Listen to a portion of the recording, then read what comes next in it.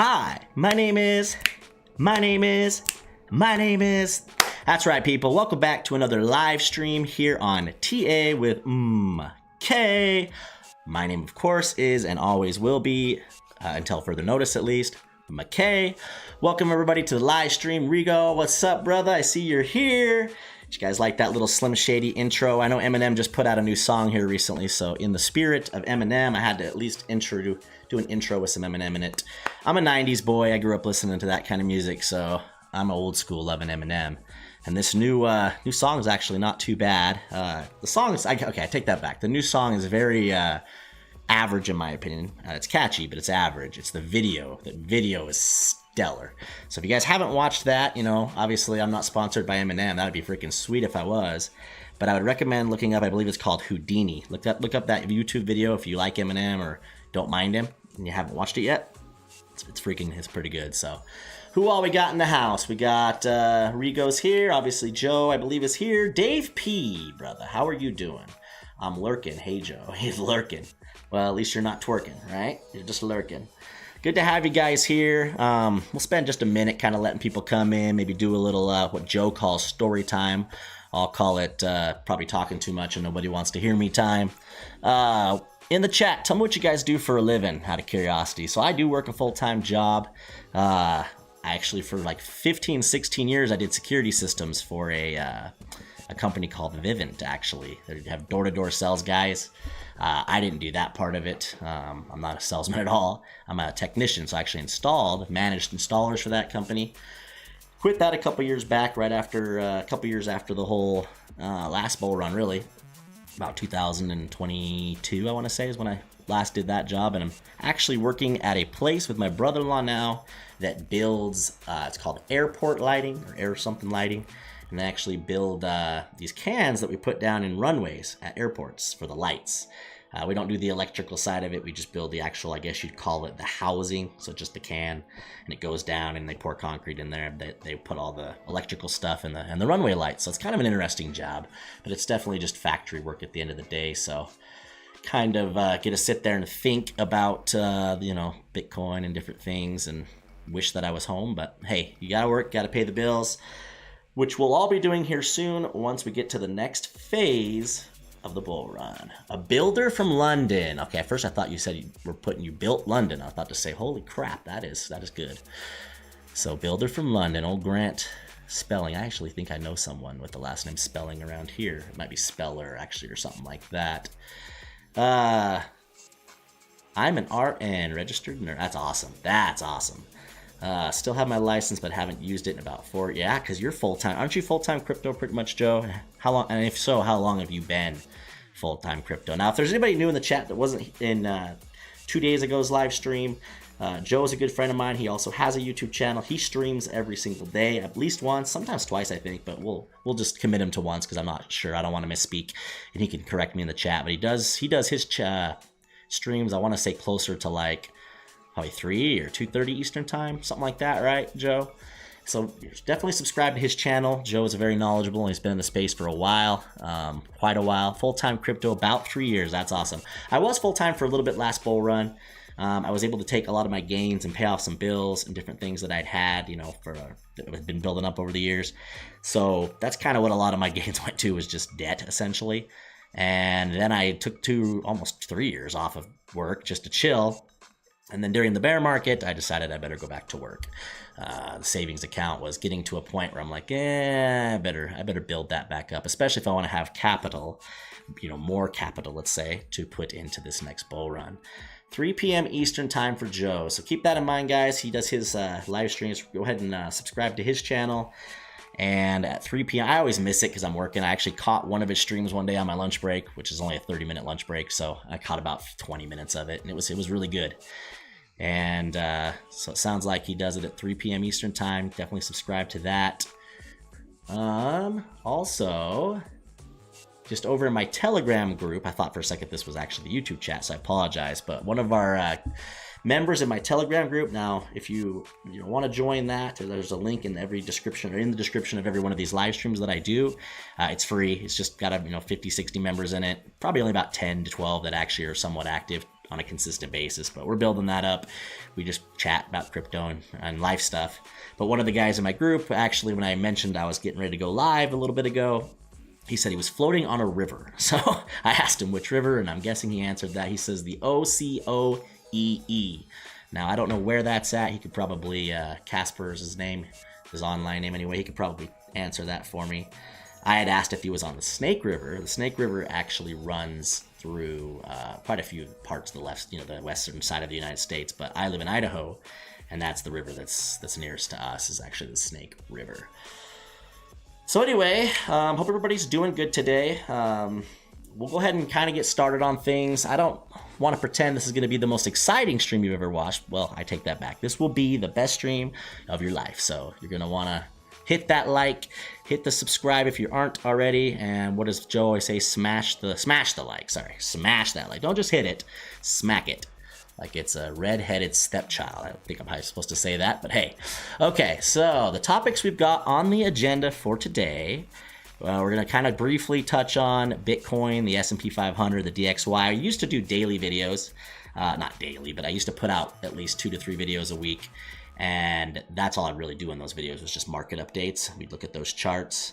And, some channels, that's all they ever do. And they're valuable, especially if they know what they're talking about. I got kind of bored of doing those, so I just occasionally put those out now. But we're going to kind of, touch base on those charts. We're also going to talk about I believe it was from 2 days ago, right? Or was it just yesterday? Someone correct me in the chat here. But the CPI data, PPI, a bunch of that stuff from the FOMC meeting came out. And then we're just going to talk about a fear of greed index for those of you that maybe never seen that index before, something that we use sometimes in crypto to get a gauge as to what the overall sentiment in the market is, to kind of decide if maybe it's overheated, oversold, etc., maybe right where it should be. And then to end today's stream, we're going to talk a little bit about Ethereum using my formula. We're going to come up with, so I've been making these videos, for those of you that are new to my channel, where I just take some of the top 100 coins, a few of them that are outside of that as well. But what I've been doing is applying that formula to come up with price projections. We'll talk a little bit about it, so I won't go into the whole detail now.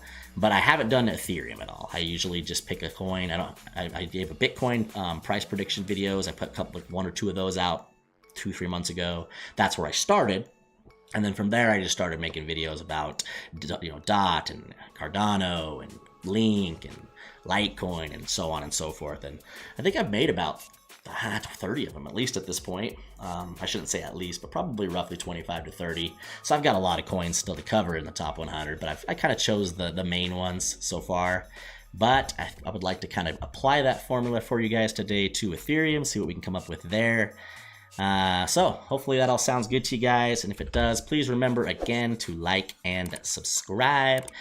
And I'm going to go ahead and try out this new little thing that I got here. Let's go ahead and boom, we are on the Bitcoin SPX and the DXY. So let's hop over here. Sorry about that. Let me get that off the screen. That's a camera of myself. So you're seeing me twice, basically, right there for a second. I use this program called IV Cam in order to broadcast my phone as my camera. And I just forgot to minimize it, so sorry about that. So here we are on the Bitcoin. This is the actual daily chart.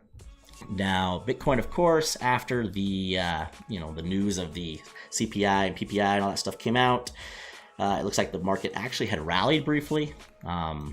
And I had actually, on my last stream, which was 2 nights ago, like I said, or 2 days ago, I had mentioned when we were up, I don't remember exactly where we were, but we were pulling back a little bit. And I said, it's a good chance we're probably going to see a small, probably was this one right here, actually. Let's zoom in a little bit. Had to be this one because it was just 2 days ago, right? We were down here hanging out around 66K. And I said, you know what, I do believe that it will probably bounce after that meeting, because usually whatever direction it's going prior to the meeting, it does the opposite afterwards, but doesn't mean it's going to be sustained. It really would come down to what the actual news was. I feel like no matter what the news is, it just does the opposite, at least briefly, probably to flush people out or do whatever it does. And now we're back at that same support that we talked about. Let me zoom in a little further too, because I do realize that a lot of you are probably on your phones and it's hard to see what the heck I'm showing you here. But we've just been inside this range. Basically, we broke into this range towards the end of February.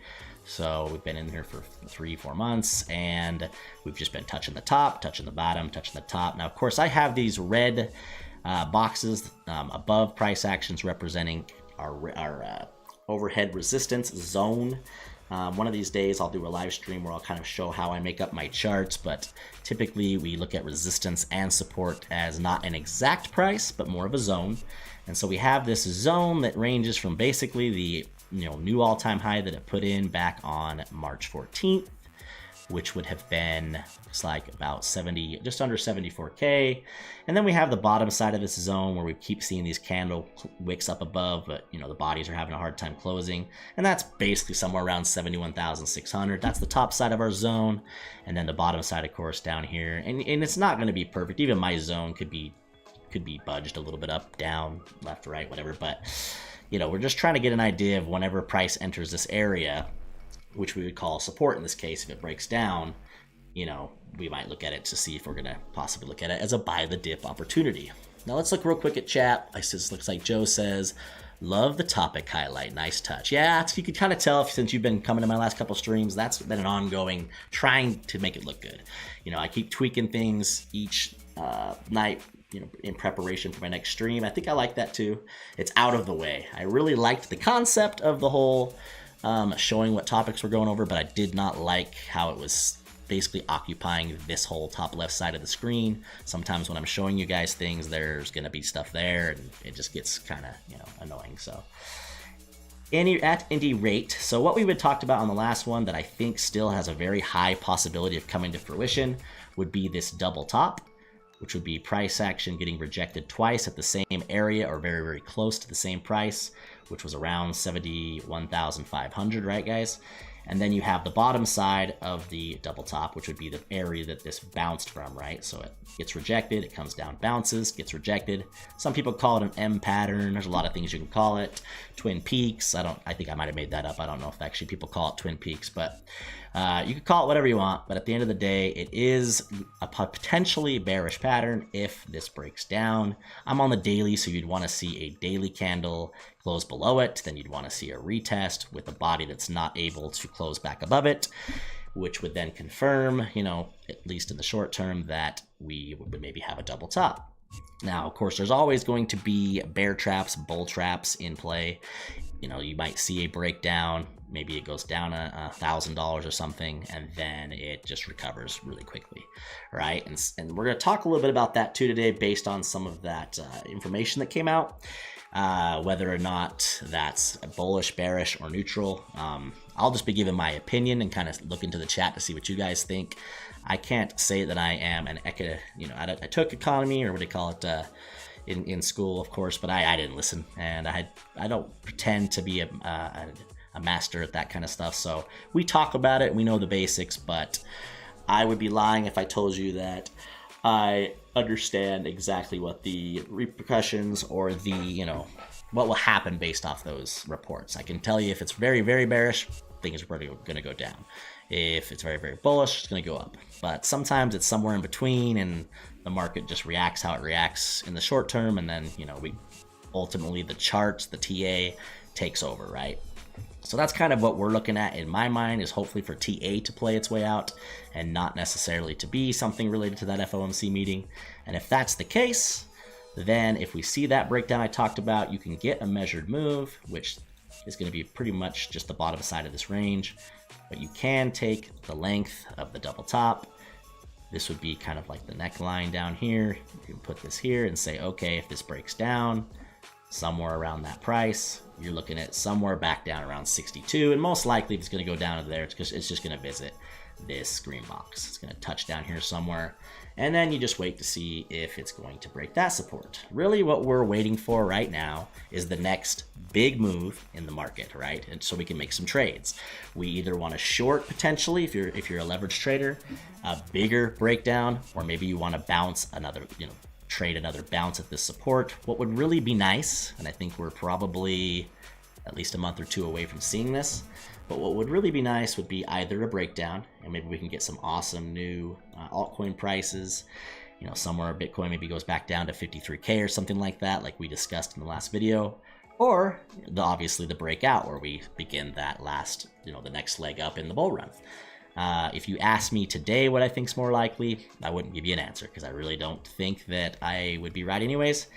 We just need to wait and see what it does. It's range bound until proven otherwise, right? We've literally seen 1, 2, 3, 4, 5 rejections, which the more times something gets rejected, you could look at it one of two ways. You could say, hey, it's getting weaker potentially. Eventually we're going to break through it, and you might be right. Or you could look at it as, hey, there's just a lot of sell pressure there, and maybe the market needs a flush. So which way will it go? That is yet to be determined, but we'll definitely discuss that in the next few live streams. Let's see. Rat Rigo. BTC drops below 60. Twitter FUD gonna be the world's gonna end. That's what we discussed in the last live stream, actually. You I believe asked my opinion on that, and I agree. I do think that that would be a good thing, though, in some ways.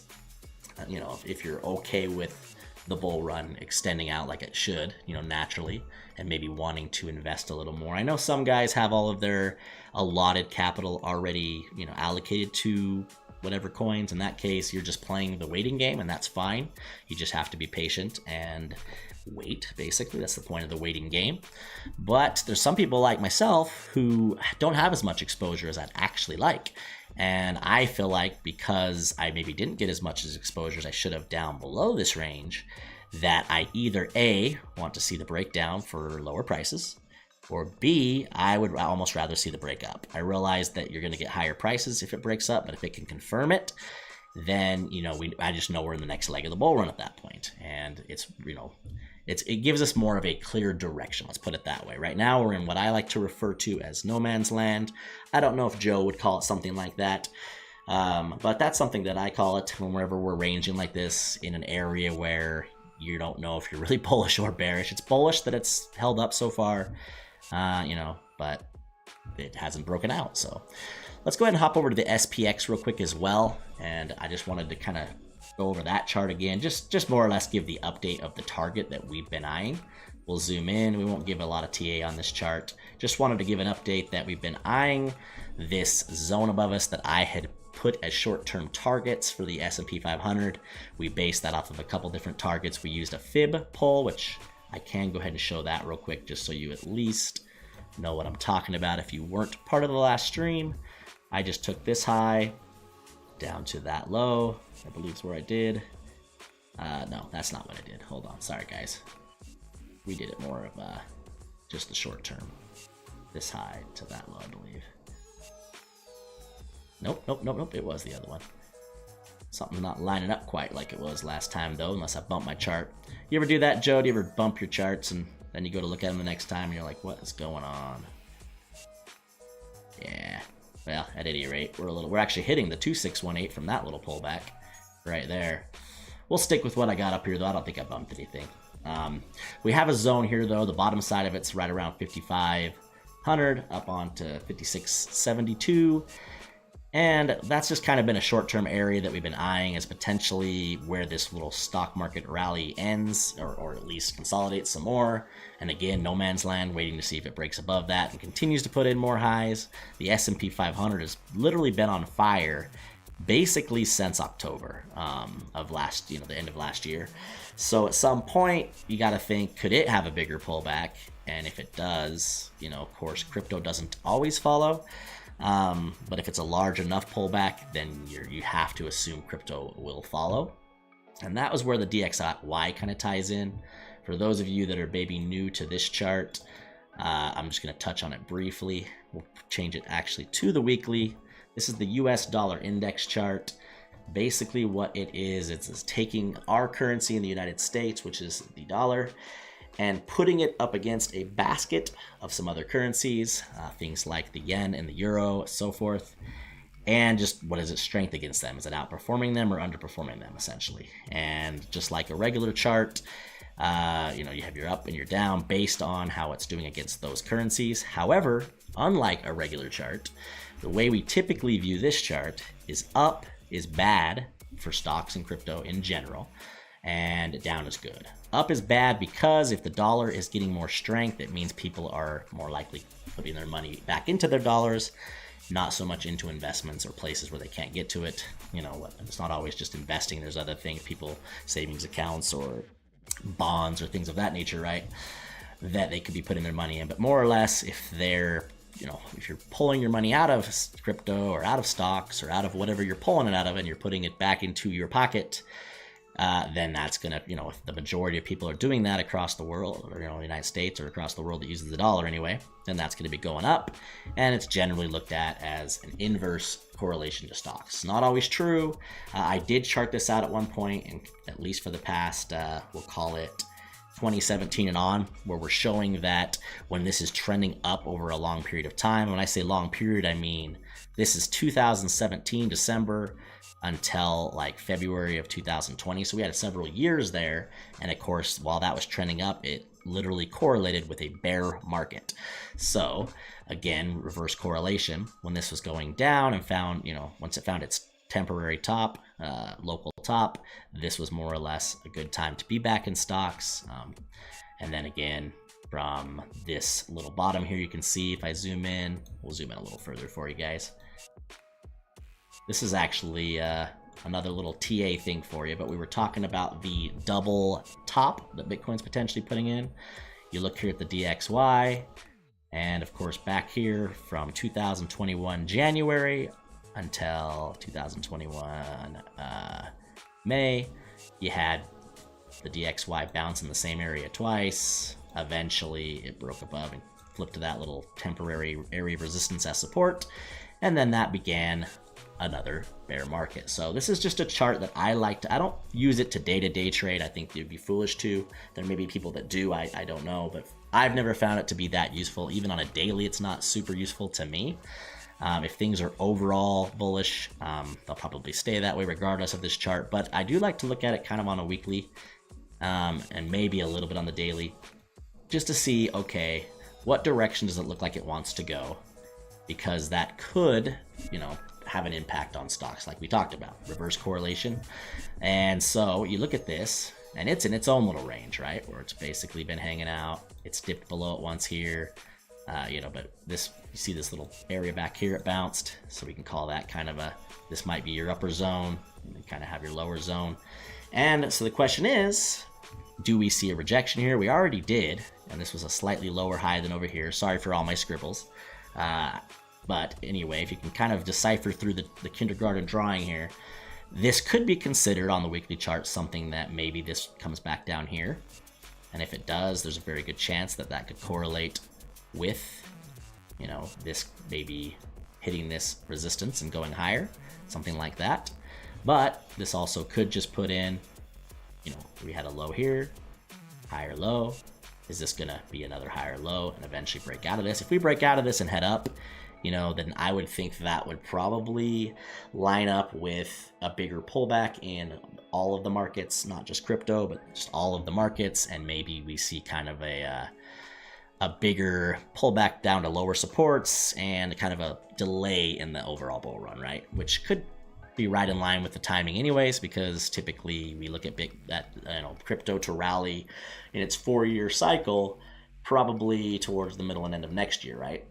So we'll see what it does. I just wanted to mention that chart, kind of what it is for those of you that are new to it. If you do look at charts on TradingView from time to time, but maybe this isn't one that you ever look at, add it to your favorites, I guess, and maybe just draw some general, super simple lines of support, lines of resistance, and just keep an eye on it. I mean, again, I don't use it to day trade, and I don't really think you should either. And maybe someone's cracked a secret in it, but definitely not me. Okay, so I'm going to catch up real quick with what some of the chat's saying here. I did ask Joe a question. He replied about if he messes up his charts. I often do it on purpose. I clear my charts every few days so I can have a fresh thought process. And that's a good idea. I like that idea. Maybe I don't do it on purpose, but maybe, what do they say, like how sometimes things are happening subliminally or something? Maybe I'm sending myself subliminal messages that I need to do that. And if I keep it the same, I begin to create biases. And that's good advice right there for anybody. You don't want to have, biases. I try when I give my TA2 on these streams and my channel, hopefully to come across like I don't have a bias. You know, maybe it comes across like I just have no clue, but the truth is most of us have no clue what it's going to do. We're just keeping an eye on key areas and not having a bias and just waiting to see what it does, right? Then you got Rigo says, good idea. I'm too afraid of meme coins, says Joe. I am too busy to keep an eye on them, and I buy and hope they pump, but everyone I have bought, I have lost 99%. Well, I hope you're not putting very much money into these. I'm guessing you're just doing small amounts and hoping for a moon bag on one of them. I haven't messed with them yet. Rigo likes to bring them up here and there anyways in our Telegram group. And to be honest with you, I just haven't really messed with any of them yet.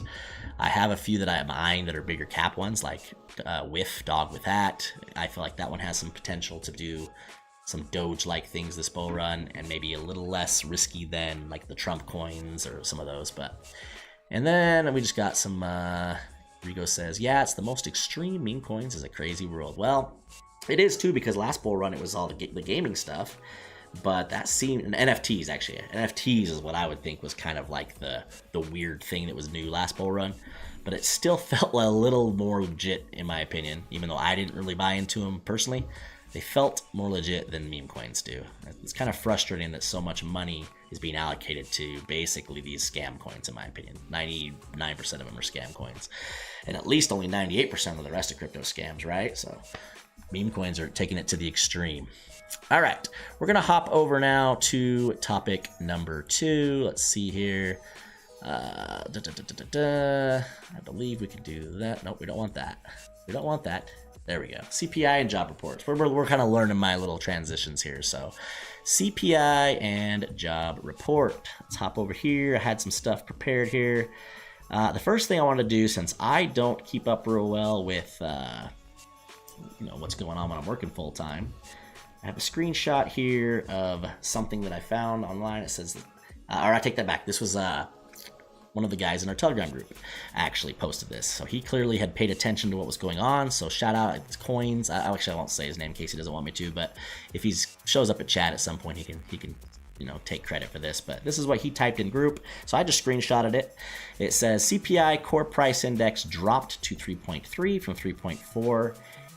From April. Interest rates stayed unchanged, which that was the big one.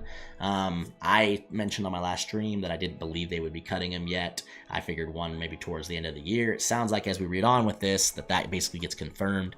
It says a possible of a 1 cut by the end of the year. So apparently that came across as a little bearish. It was a mixed bag, it says, because a lot of people were hoping for 2 to 3. I wouldn't have actually thought that was realistic personally. I'm still not entirely sure they'll do one, but if they're saying they will, then they probably will. But they'll push it as far as they can because that's just how they work.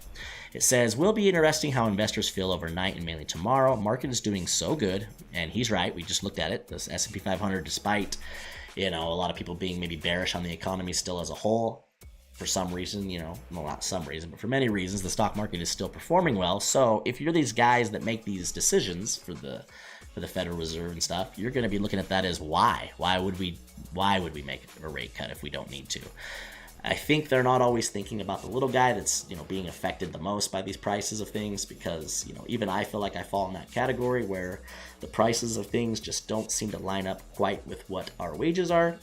But as far as these bigger people that have apparently millions of dollars and they're still feeling comfortable with their millions of dollars, they're still investing. And so the FOMC, the feds, they're just looking at it as, hey, why rush these things? So we could expect probably one towards the end of the year. We'll read the last thing he said here. Average people are suffering. I guess that's what I was just saying. Alt's got some relief today, and so anyhow, that was basically what that was about.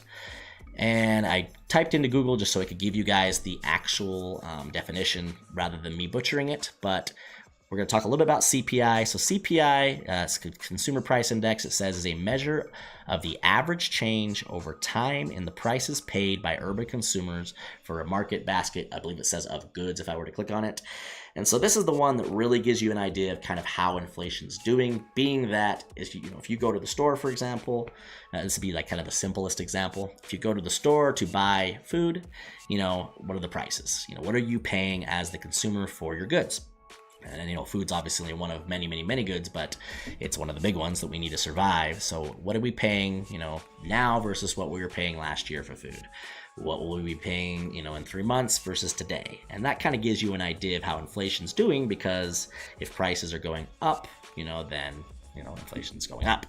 Prices are coming down, then inflation's coming down. So there's that one. The PPI is not as good of a gauge from my understanding for how the economy is doing, but it's the producer price index. This would be the middle guy. So, the people that produce the food or produce your goods that you will buy, the things that you take off the shelf, obviously were produced somewhere, and that what are they paying for the production costs? Like if you're buying lumber, for example, obviously the place that milled the lumber and all that, or so, what was is it costing them more to make it? Because if it's costing them more to make it, if prices haven't gone up yet, well, there's a good chance that that's exactly what's going to happen, maybe by the next report, because, that's just how it works. The prices of making something goes up, the prices of, buying it later on the shelf or whatever is going to also go up. So let's see here. One more. I'm going to really quickly just check and see if anything interesting is happening in chat. Joe did answer that he had small amounts in meme coins, but have lost on every one. Again, we won't mention the name of the group we both came from, but I feel like these meme coins remind me of that group's gem picks. I don't know. I think I don't see Patel here today, but he would definitely be able to agree with that. So the group that we used to be a part of was, a lot of good things were out of that group. So that's why I won't mention the name or, bash on anything, anyone, I should say. But one of the things that would happen in that group was he would do gem picks, and it would always be these super, super, super tiny cap coins that, he would mention in a YouTube video to several 100,000 subscribers, and they would pump and dump, right?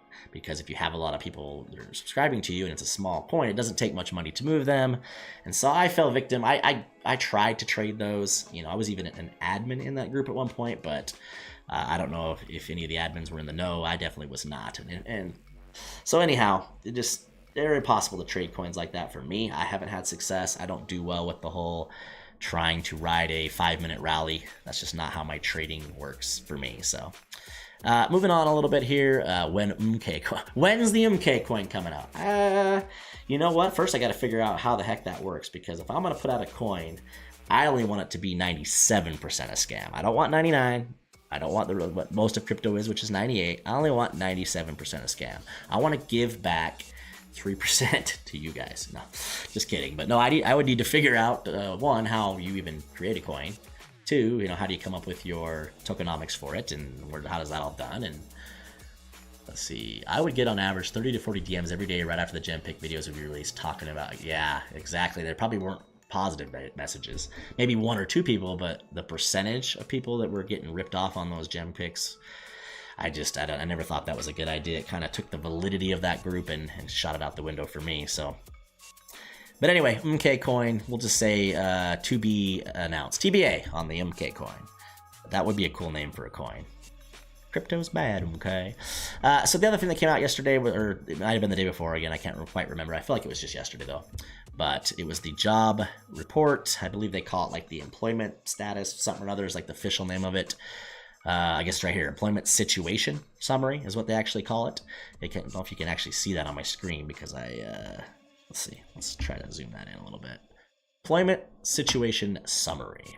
And so this is just going over basically more or less unemployment, right? Across a lot. They break it down like super, super in depth. If you read this, they go over all sorts of different industries of work and so on. And we won't talk about that and bore you, but there's a lot more to it than that. But one thing I found online that I think was a little more useful, that's just for us layman people that want to just get maybe a pulse on how employment's doing.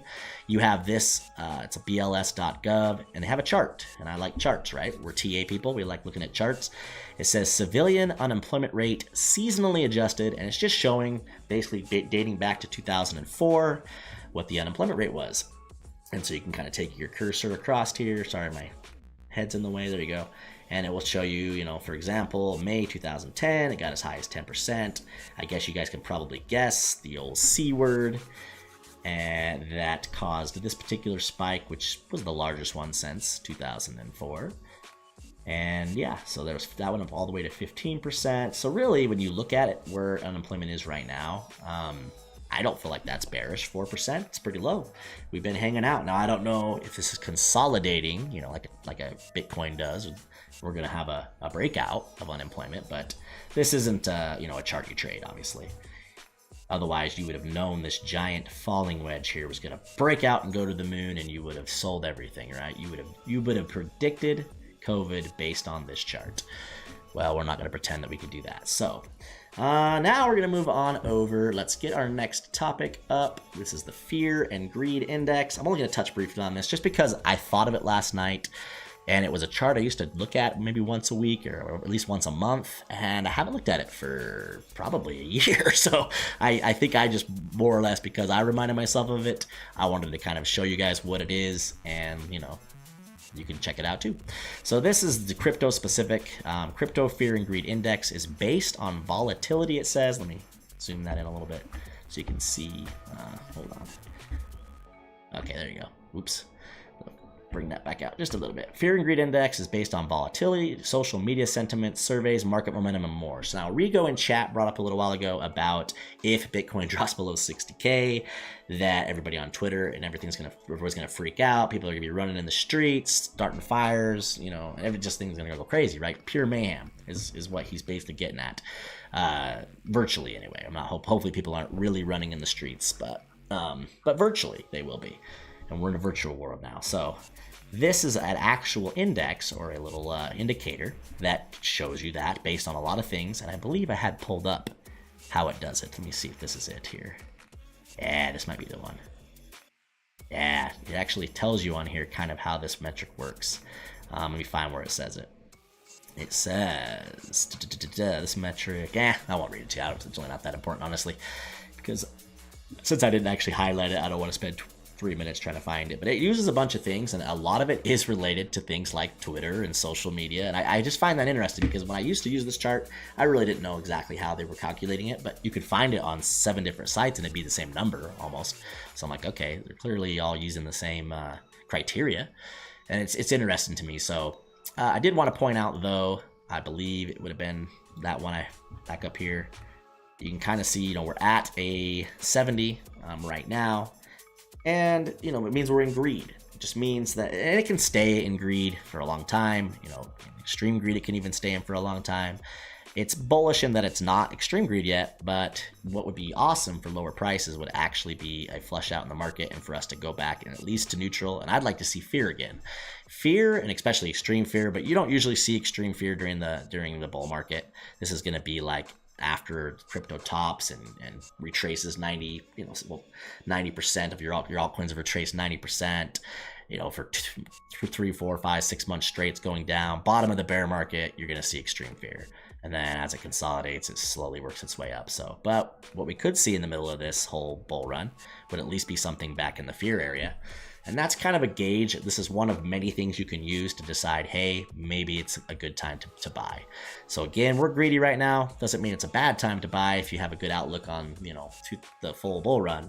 But maybe you pull this chart up, add it to your arsenal of things to look at, and wait for it to come back a little bit. Wait to see. And then if it gets to extreme greed before it comes back, well, then maybe you missed the boat. But all right, so anyway, we're talked about that. The next thing I wanted to kind of go over real quick would be, Ethereum. So that was just a quick one I wanted to go over. And let's take a small break here just to see how everybody's doing and if anybody has any questions or anything they want to share. Yeah, now would be the time to do it. And maybe give me some topic suggestions of things you guys would like me to talk about in future videos, future live streams, sorry. Because, you know, it helps. Really, I wanted this content's for you guys. I mean, me too. I do enjoy doing it, or otherwise I wouldn't be doing it. But at the end of the day, you know, I need people to show up to watch it. And if I'm talking about something that only interests me, then, you know, I'm going to be the only one talking to myself. I would tell everyone, if you are losing gem picks, don't buy them. Yeah. So circling back to that, that's Joe just basically saying how he would respond to the people that would blow up his inbox saying, you know, Joe, what the heck? Why does Chris post these? Oh, shoot, sorry guys, I said a name. Well, it's a pretty common name. There's a lot of people that could have that name. But anyway, why did so-and-so post these, why did he post these coins that, you know, go up 50% or 100% in 3 seconds and then drop back 4 seconds later. Yeah, so anyway, guys, I guess we'll go ahead and hop over and we'll start talking a little bit about this whole Ethereum idea. So the way that this works, let me pull up my notes so I can kind of keep myself on track here. So for those of you that missed my stream the other day, I can kind of briefly summarize again for everybody what this Google Sheets document of mine is. I won't go to all the websites and go into that in-depth of ones because I don't want to bore the majority of you that have already heard this whole spiel. But all that I did to come up with these market cap projections, which I'm basing on position ranks, is I went back to 2021, November 10th, which is when Bitcoin topped. That was basically when it hit 69-ish K, and it retraced. You know, that was the highest that it got was that day, as far as the last bull run goes. And I just, you know, freeze framed it and looked across the entire top 100. I actually went all the way to 500. And what I looked at was, okay, what does each position have for a market cap? And what is that market cap make up of the overall money in crypto? So at the top of last bull run, it was roughly between like $3 and $3.04 trillion. We'll just call it 3 because that sounds easy to say and easy to use as for math purposes. And, you know, for example, you could look down here at my position number 5. I didn't write down what coins were there because that didn't really matter to me. I just wanted to know or get an idea, okay, what did number 5 use up or take up as far as that overall, you know, percentage of the market cap? And that's what this is in orange. I've come in here and I've put all of these market cap percentages. In fact, let me really quick move my camera over to that side so I'm not right in your guys' way for that. Okay, so I went all the way through 500. Now I didn't include Bitcoin and Ethereum, so you can see my ranks start at position 3. But if we were to do Ethereum, which is what we're gonna do for this demonstration, is the first thing we would need to do is come up with what we think Ethereum's dominance is going to be. So we're going to hop over here to the Ethereum dominance chart. Now I've talked about the Bitcoin dominance chart on many occasions in my videos, and even once I believe on either the last or the previous before that's live stream. But what these charts are, for those of you that haven't seen them before, is they're just telling you that out of the overall money in crypto, how much of a percentage that is occupied by said coin, in this case, Ethereum, right? I don't believe there's dominance charts for like every coin. If there is, I don't know how much you should get out of them, but definitely Bitcoin, that's a good one to use. It kind of helps you gauge whether or not we're potentially entering an alt season, as people call them. Ethereum, I don't ever use this chart to trade, but you could also use it for that same reason, because a lot of people in the crypto space do, you know, subscribe to the idea that if Ethereum is outperforming Bitcoin, or at least if Ethereum's strong, that may be a sign that the alts are, you know, possibly an alt season's coming, or at least alts are doing well, right? Because Ethereum is the biggest altcoin, and so the other altcoins tend to follow Ethereum. If Ethereum is struggling versus Bitcoin, or struggling, and there's another chart for that, but I won't bring it up in today's live stream, but there is another chart you can look up where you just see how Ethereum's doing versus Bitcoin. You just type in ETH BTC in your trading view, and you can see, okay, is it outperforming it or underperforming it? And that could give you an idea of whether or not altcoins as a whole are looking good, you know, right? Because if Bitcoin's got all the attention, which is what it means when it's going, you know, skyrocketing in percent of dominance, then, you know, you're better off being in Bitcoin than altcoins. So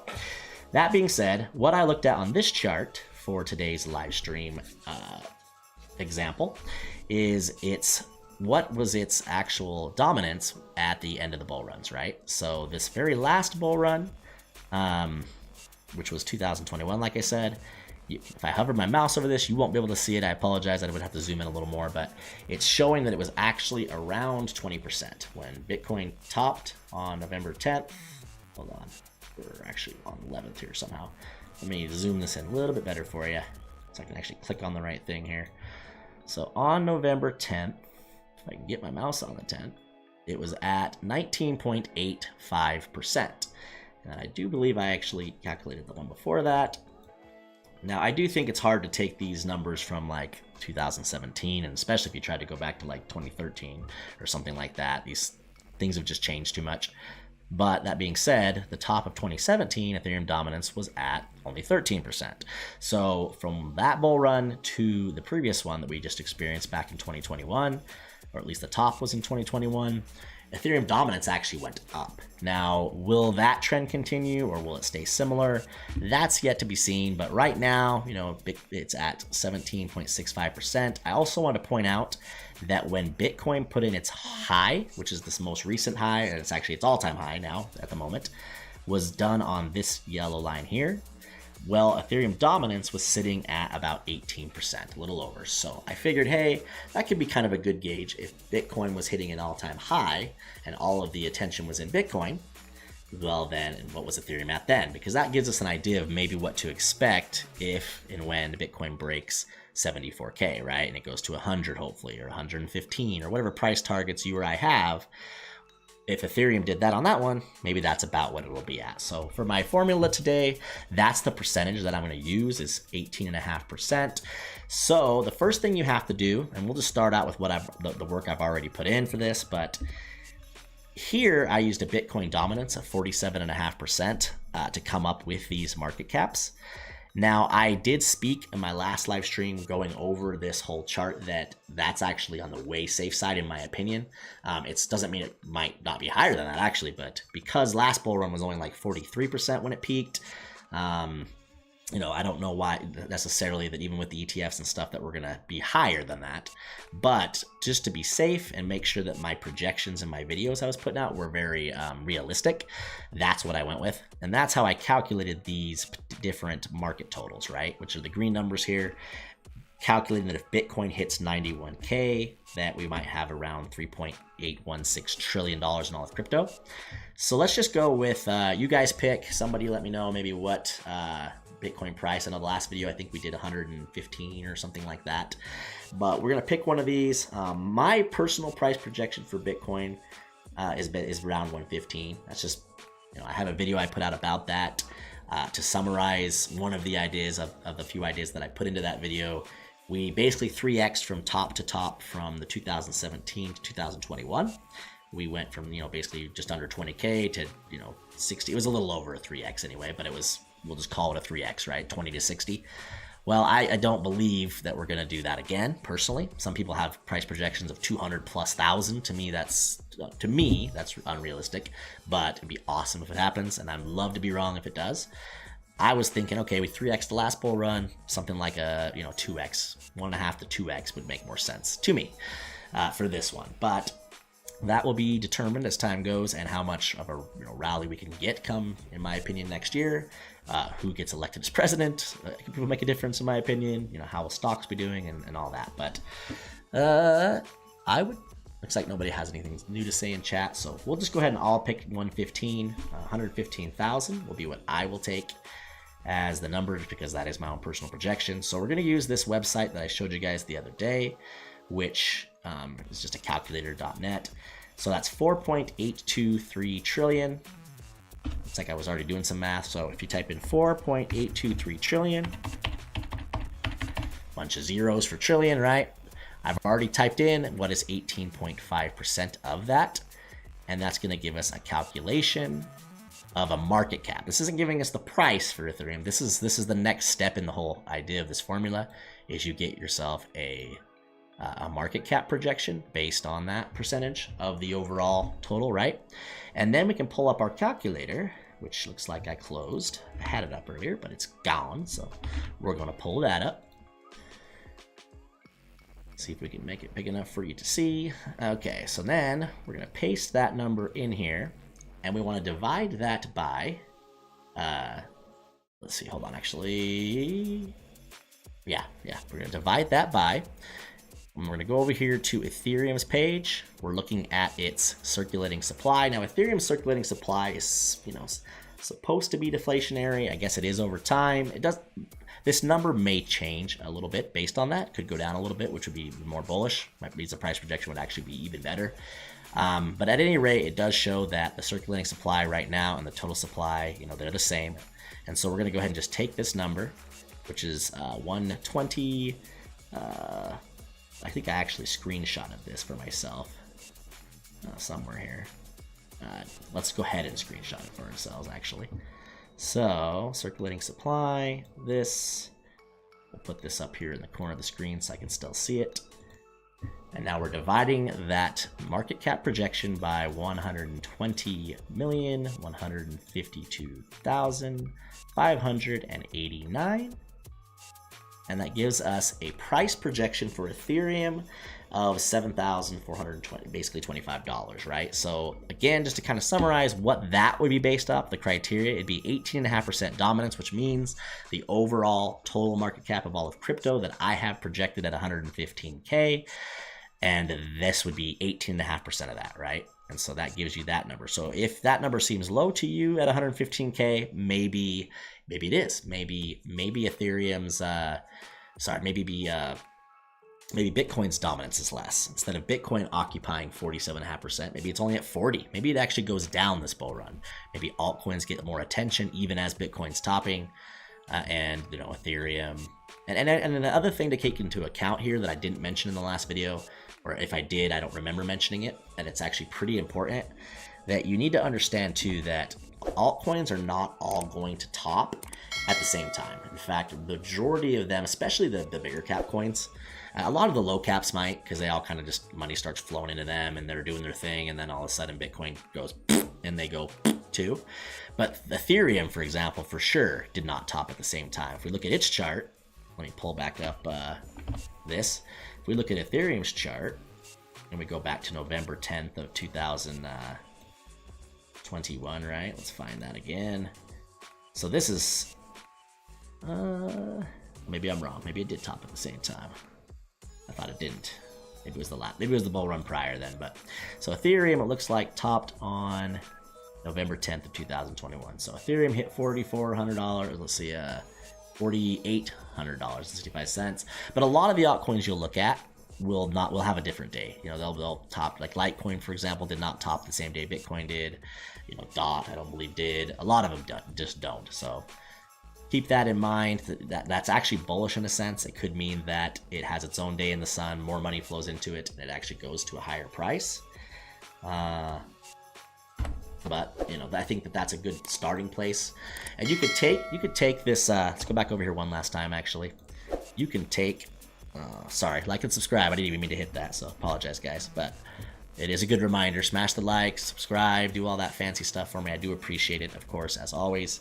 But if we hop back over here one last time to my chart, my little price projection chart, keep in mind that these are all based on them all topping right when Bitcoin does. So like I said, to kind of further just go along with that idea, is that some of these coins might actually go just barely higher.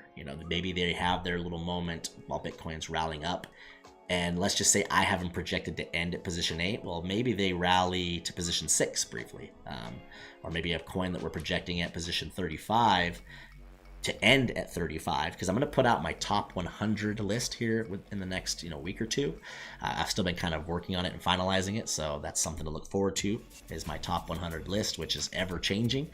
But I might have a coin projected to end 35. Doesn't mean that I don't think it couldn't go to number 30, for example. And then in some of these projections, that's a big difference. It could be another 10 to 15%.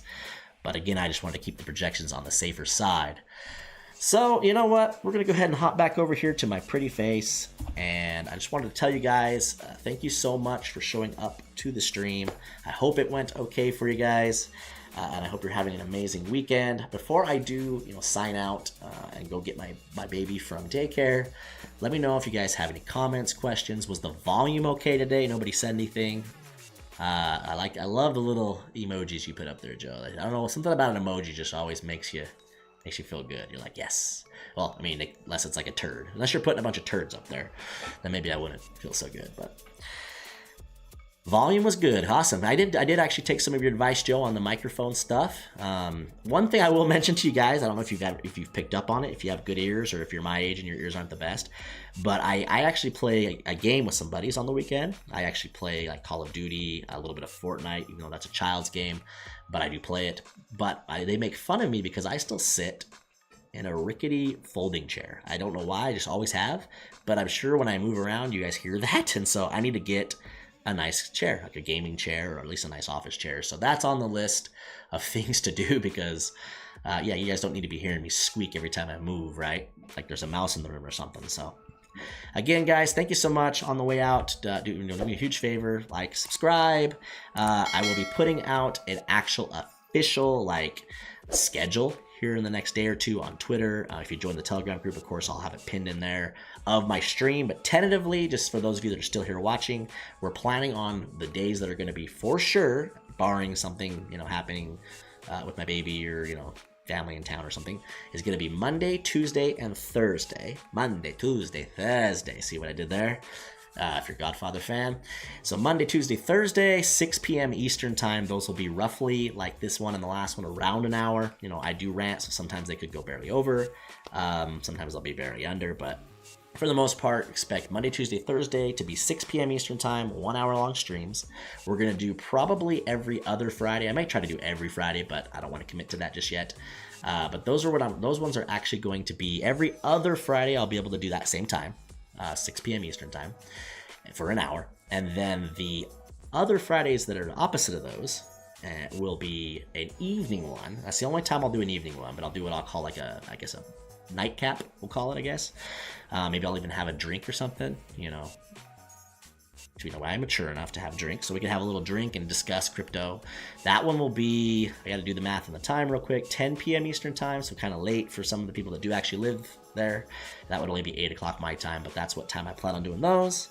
And so that's going to be my schedule. I'll get it out. And as always, leave comments on any topics you want me to cover in future live streams and or videos. Other than that, you have yourselves a good rest of your day. And let me find my cool thing to click on my way out. Eventually, I will put this to a hotkey. But remember, guys, invest in yourself.